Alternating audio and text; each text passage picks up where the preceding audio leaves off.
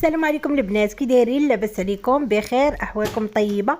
نتمنى الفيديو يلقاكم في احسن صحه واحسن الاحوال. فيديو جديد، وإلا عجبكم ما تنسونيش البنات من اللايكات، وما تبخلوش عليا بالتعاليق ديالكم، وديروا ابوني في القناه باش تبقاو توصلوا باي حاجه جديده. وندخلوا للموضوع مع التريكه الادسنسيه ومع الاسره المشوهه المفرقعه بالشوهه والفضايح، ومع الشيطه على حبابه اللي خرجت عاوتاني بالفلسفه الخاويه ديالها في اللايف معاه. ما عرفت شحال خلصها شحال عطاها. مني قربت الجلسه خارجه عاوتاني كتدافع بطريقه غير مباشره، كيبغيو يقلبوا الراي لصالحهم، زعما هما اللي على حق. ولكن بالنسبه لينا حنا ما عمرهم غيقدروا ياثروا علينا بهاد الخرجات ديالهم، حيت الراي ديالنا كنبقاو مصممين عليه وعارفين شنو كاين. كيأثروا على دوك المداويخ، هذوك القطيع اللي متبعينهم، هما اللي كيأثروا عليهم بدوك الخرجات ودوك الكذوب ديالهم. واش هادي بوجه احمر اللي كتقول لك سعاد لا راه خاصها تفكر بحال كأم وخاصها توافق البنت على الزواج، وهذا كيدل على انها ماشي ام، بالعكس خاصها تعطيها الموافقه من نيتك. هاد الهضره لصالح من كتقولها؟ هاد الهضره لصالح المفرقع اللي انت معاه، لصالح داك الديوتي اللي كاين حداك اللي ما عرفت شحال عطاك وبركك حداه باش تدافعي عليه. اما سعاد راه دايره قضيه زينه المحارم، خاصها تكمل القضيه في المحكمه وتعرف شنو كاين، عاد تشوف زواج البنت، حيت الزواج راه باين محبوك لغرض ما. علاش شحال هذا كانوا كيف ما كتقول الام ديالها كانوا كيخطبوا فيها رجال متيسرين وخدامين خدمه زوينه وبخير وعلى خير، وكنتي كترفض تزوجها مني كانت تحت يدك يا شلابي. وعلاش دابا في هذا التوقيت بالضبط باغي تزرب باش تدمس القضيه؟ راه باينه. ومني البلان خرج خاوي، سعاد رفضت تعطيكم الموافقه، خارجه الشيطه على حبابها. لا هذه راه ماشي الام الصالحه وهذا، وبالعكس خاصها تفكر في زواج بنتها. واش من نيتك يا الكذابه؟ واتفقوا بعدا غير ملي تبغيو تكذبوا وليو اتفقوا. عرفتي هاد اللايف شحال من كذبه فيه؟ اتفقوا على كذبه وحده بحال المغتصي. بيك نفرقع قالت نهار 2 مارس فاش كنتو خارجين هربانين باللي كاين متهم اول، قالتها بحال هكا، كاين متهم اول وكاين مغتصب اول، وباقي اللايف مسجل. ودابا الشيط على حبابها بنانا مافيا كتقول باللي ما كاينش متهم وباللي حادث. اش من حادث؟ واش الخبره كتقول 11 سنتيم البنت واقع عليها هادشي مفروعه ب 11 سنتيم وحادث؟ شنو هاد النوع الحديث اللي كيكون الحديث راه كيجرح 11 سنتيم، يعني راه باينه كاين راجل في الموضوع. وعلى من كتغطيو، على من كتستروا، على من كتغطيو، على من كتستروا، واللي مخليكم تايقين في ريوسكم كيف ما كتقول نيت الشيط على حبابها. هاد القضيه قضيه كبيره وقضيه خطيره، ما يمكنش يكون فيها الشاهد، حيت زعما ما يمكنش يكون فيها الشاهد، حيت زعما طبيعي ما غيكونش فيها الشاهد، حيت جرم فعل خبيث وجريمه كتكون في الخفاء، زينه المحارم. ما عمر تكون شي عين ثالثه اللي غدا، ما عمرهم غيديروها قدام الناس ولا هذا، ديما جريمه بحال هكذا كتكون في الخفاء. ولكن راه كاينين بعض الدلائل اللي صغار كيبقى دليل من بعد دليل حتى كيوصل لواحد الحقيقه. واش عمرك شي زينه محارم وحصلوا كانت كاميرا ولا كان شي واحد عس عليهم كيبقاو كاين اللي حتى كيعترف هو بفمه؟ راح ربي كيفضح بحال هاد الجرائم، ربي كيفضحهم وربي كيفضحهم. ماشي بالضروره يكون شاهد ولا متيقين في ريوسهم. الطريقه باش كتهضر ما يمكن، زعما بحال كيقولوا سعاد سعيد قضيتك خاويه، ما يمكنش لك تجيبي شاهد. راه حتى داك القاضي، قاضي التحقيق والناس ديال القضاء اللي كنتيقوا في القضاء ديال بلادنا، راه حتى هما عارفين هاد الشيء، راه عارفين باللي راه ما يمكنش هاد الجوج مثلا، هاد المغتصب وهاد البنت غيكون معاهم شي حد ولا غيجي شي حد اللي حاضيهم واللي شافهم وهما كيقوموا بالفعل، الا راه حيت فعل كيدار في الخفاء. ولكن راه بحال هاد الدلائل وكيبقاو يقرروا فيهم، ودليل تابع عديل حتى دليل تابع دليل راه حتى كيحصلوا وربي سبحانه وتعالى كيزيد يفضحهم. والله يعطيكم الفضيحه في هاد العواشر وهاد الايام المباركه وشهر رمضان اللي على الابواب ديال الكذابين.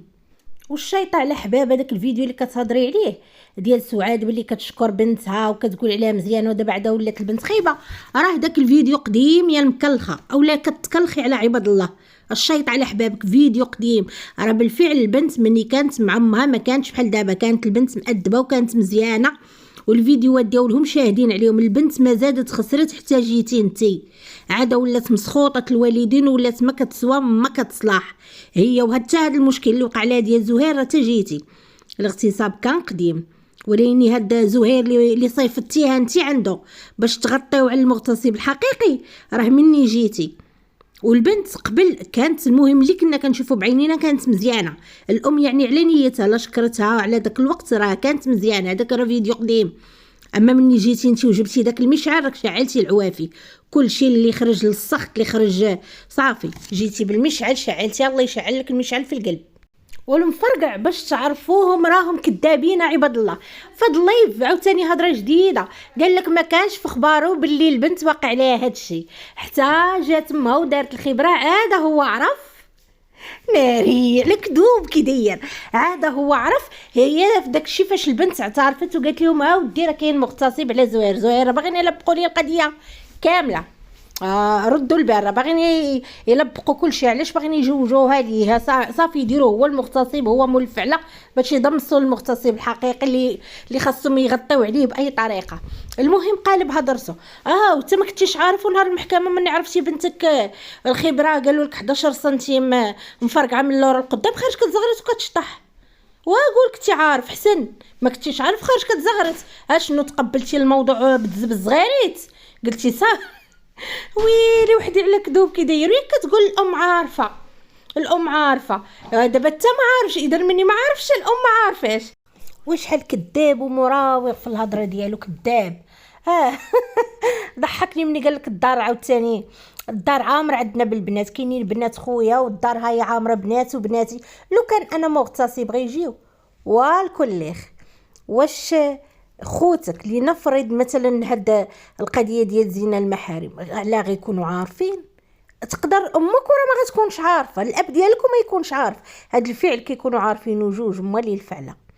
شحال من عائله كيكون عندهم شي مغتصب ولا شي واحد قاتل ولا شي واحد كيدير زنا المحارم على كيكونوا عارفين، ونهار كيسمعوا كيتصدموا فيه.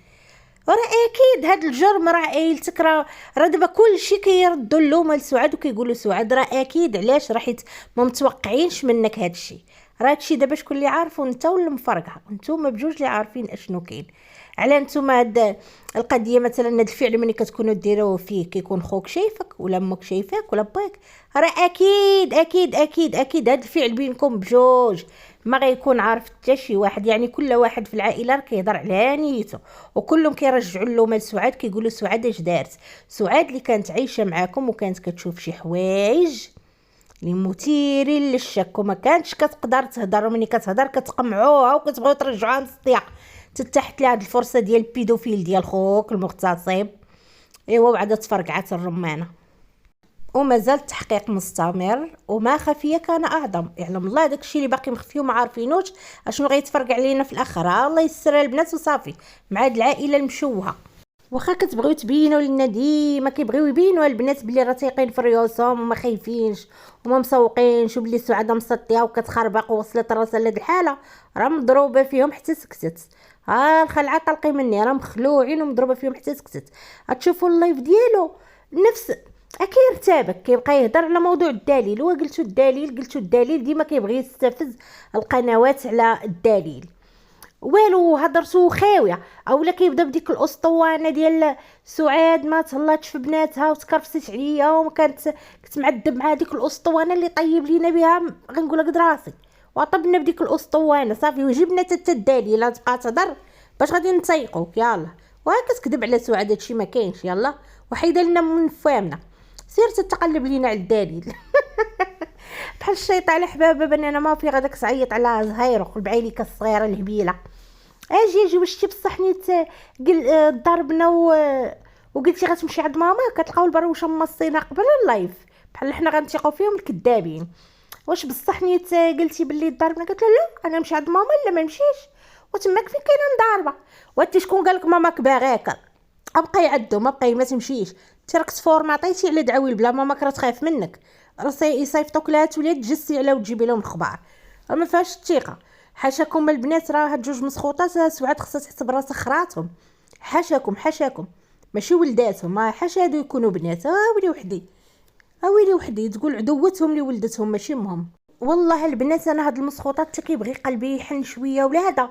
وبدوك الفعيل اللي دايرين فمهم وبالخصوص العاقه الكبيره كنكرههم وحق الله العظيم.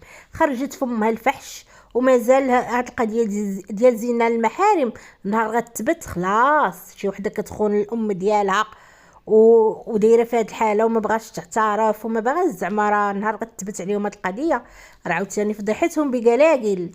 زعما عائله مشوهه لا حول ولا قوه الا بالله العلي العظيم. تكرههم وتكره فعيلهم يطلعوا لك في الراس وحق الله العظيم. عرفتي انا راه بزز باش كنبغي مثلا نشوف دوك النقاط ولا نلاحظ نشوف الملاحظات ديالي بزز باش كنتفرج في داك اللايف ديالهم لا. وبالخصوص مؤخرا مازال واحد الوقت في الاول كان شويه كيديروا فلوغات خارجات شويه.